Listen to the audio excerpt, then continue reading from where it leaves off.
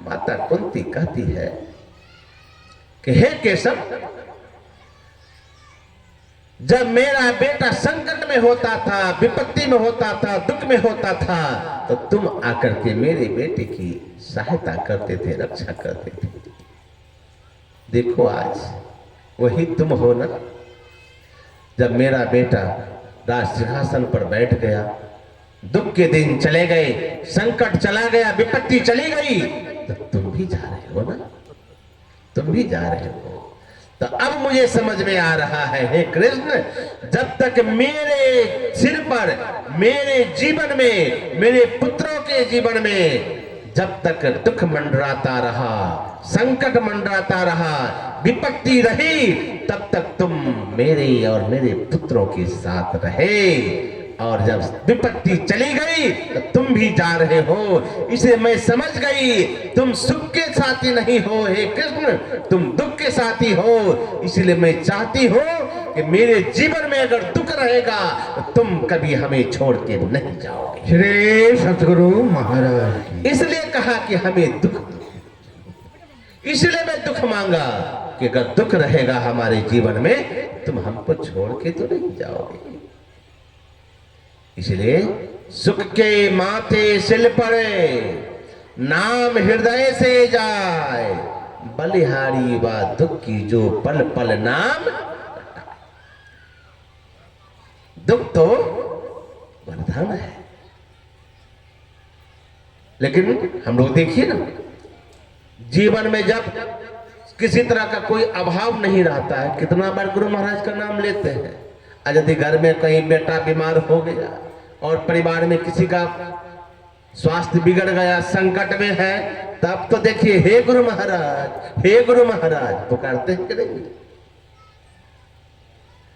दुख में सुमरन सब करे, सुख में करे न कोई याद। दुख में तो सबको याद करते हैं और सुख में कोई नहीं याद करते हैं। तो सुन लीजिए, दुख में सुमिरन सब करे, सुख में करे न याद, कह कबीर उस दास की कौन सुने फरियाद। कौन सुनता है ऐसे के फरियाद जो सुख में नहीं पुकारते हो, दुख में पुकारते हो। लेकिन दुख को हम लोग अभिशाप मानते हैं, लेकिन माता कुंती कहती है कि दुख ही तो एक ऐसा है जो हमको प्रभु से जोड़ के रखा है। तो भगवान कृष्ण ने कहा, बुआ अब मैं समझा, अब मैं समझा तुम दुख क्यों मांग रही हो। यही चाहती हो ना, तुम्हारी अंदर की भावना है कि मैं तुम्हारे साथ रहूं। तो बुआ मैं तो अब फिर दुख का वरदान नहीं दे सकता हूं, लेकिन तुम्हारी इच्छा है कि कृष्ण मेरे साथ रहे। जाओ जीवन में एक चीज अपना लो। क्या? मैं तुझे वही वरदान दे रहा हूं, उसको जीवन में अपना लो। मैं कभी तुमसे वियोग मेरा तुम्हारा नहीं होगा। का क्या? का हे बुआ, आज मैं तुझे दुख का वरदान नहीं, आज तुझे मैं भक्ति का वरदान दे रहा हूं। भक्ति करते रहो, तुम हमेशा अपने साथ मुझे पाओ। श्री सतगुरु महाराज की भक्ति का वरदान। इसलिए जीवन में संकट का, क्लेश का अंत चाहते हैं तो बेनो हरि भजन ना जाहि कलेसा। जब तक परमात्मा की भक्ति नहीं करेंगे तब तक क्लेश का अंत नहीं होगा। तो भक्ति कैसे करें? तो गुरु महाराज ने कहने की कृपा की कि भक्ति करने का साधन क्या है। फूल चढ़ाइए, मैं मना नहीं करता, फूल भी चढ़ाना ये क्या है। हम गुरु महाराज के चरणों में फूल चढ़ाते हैं, प्रसाद चढ़ाते हैं, ऐसे नहीं चढ़ाते हैं। लेकिन ध्यान रखिए, हमारे पूज्य बाबा महर्षि साईं स्वामी जी महाराज कहते थे, आप भगवान के चरणों में, गुरु के चरणों में फूल चढ़ा दिए, प्रसाद चढ़ा दिए, लेकिन मन नहीं चढ़ा तो बेकार। फूल के साथ मन भी चढ़ना चाहिए, प्रसाद के साथ मन भी चढ़ना चाहिए। और वह मन जो अभिमानी मन है, जब यह सिर संतों के चरणों में झुकता है, महापुरुषों के चरणों में झुकता है, तो क्या होता है? तभी परमात्मा सदगुरु उनको आशीर्वाद का हाथ मस्तक पर रखते हैं। जब आशीर्वाद का हाथ महापुरुषों का मिल जाता है, ये प्रणाम का फल होता है। परिणाम क्या होता है? जीवन सुख में होता है।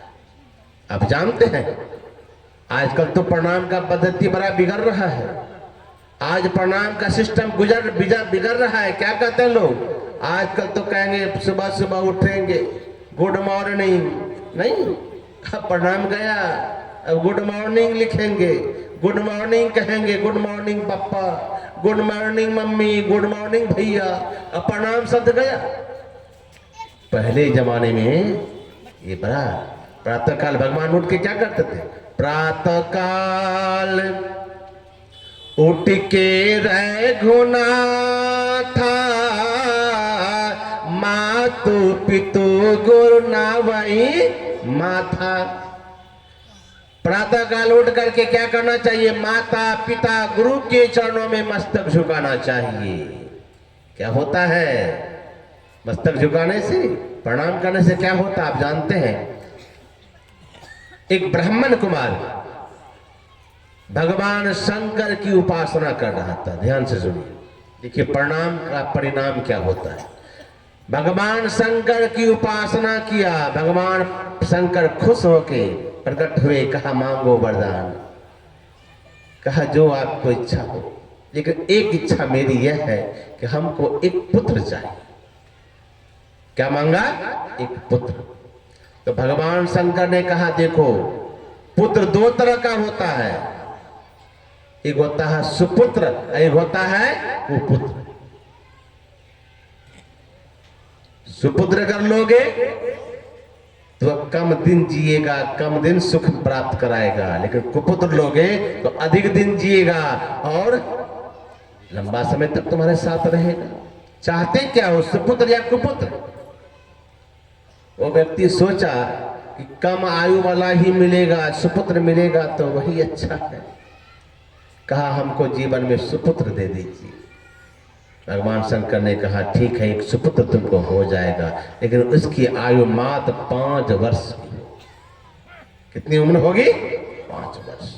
ये बात पिता को पता था कि हमें जो पुत्र होने वाला है उसकी आयु भगवान शंकर ने 5 वर्ष।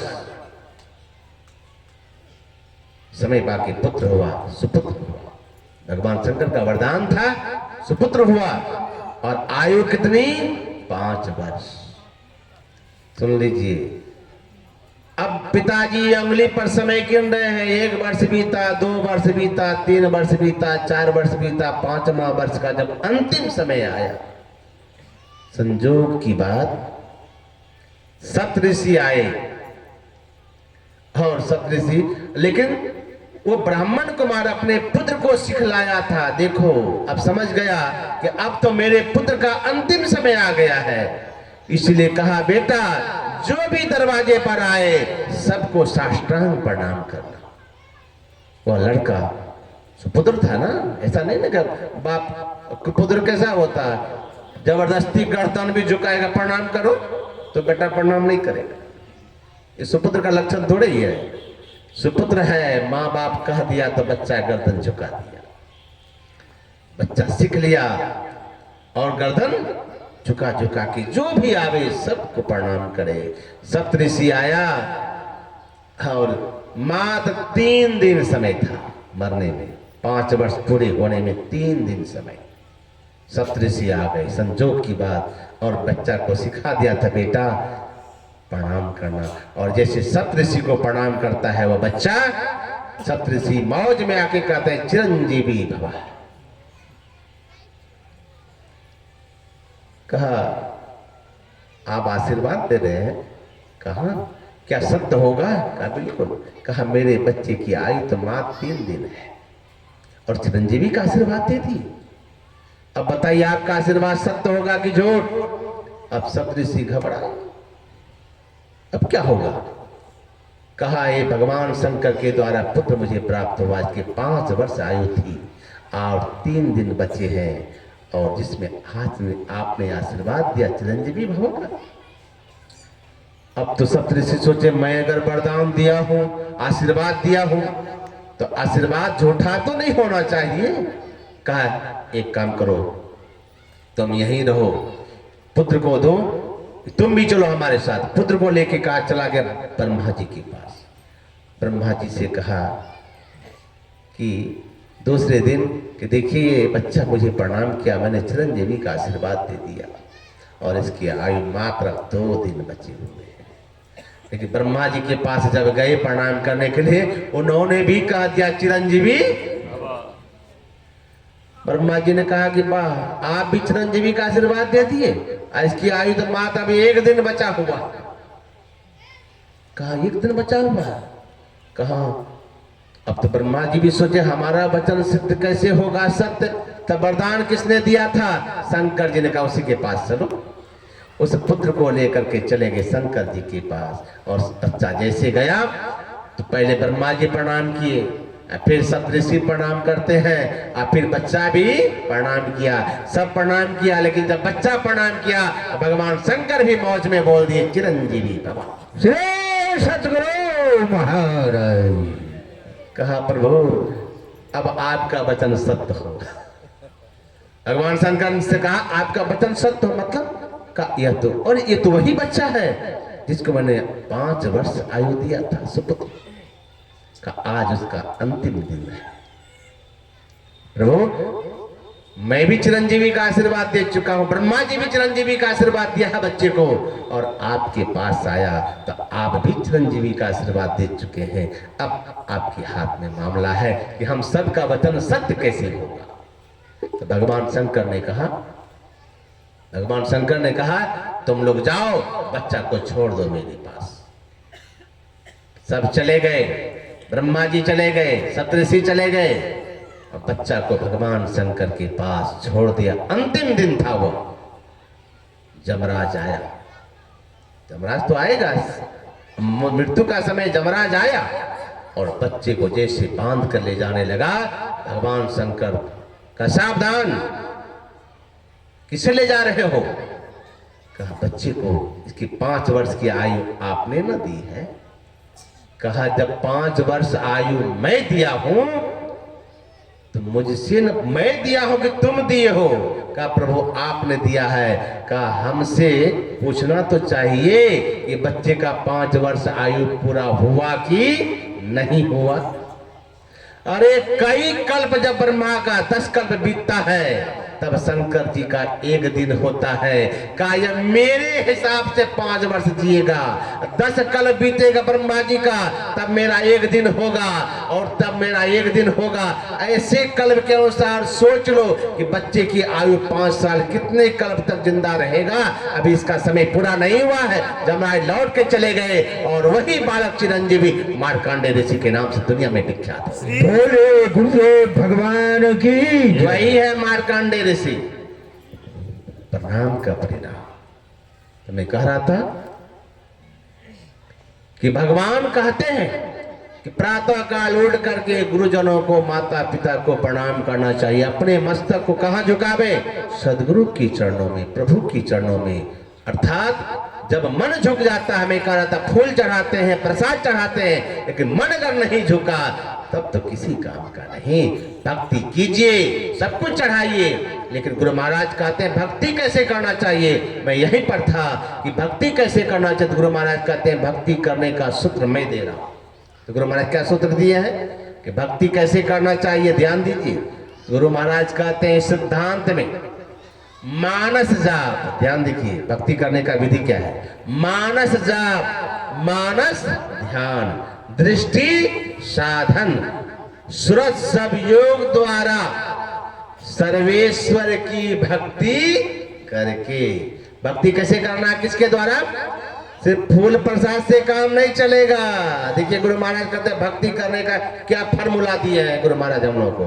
मानस जाप, मानस ध्यान, दृष्टि साधन और सूरज सब योग द्वारा सर्वेश्वर की भक्ति करके क्या होगा? अंधकार, प्रकाश और सद प्राकृतिक तीनों पर्दों से पार जाना और सर्वेश्वर से एकता का ज्ञान प्राप्त कर लेना मनुष्य मात्र अधिक कार्य है। अर्थात हम भक्ति कैसे करें? गुरु महाराज कहते हैं भक्ति करना है मानस जाप, मानस ध्यान, दृष्टि साधन और सुरक्ष योग द्वारा सर्वेश्वर की भक्ति करनी पड़ेगी।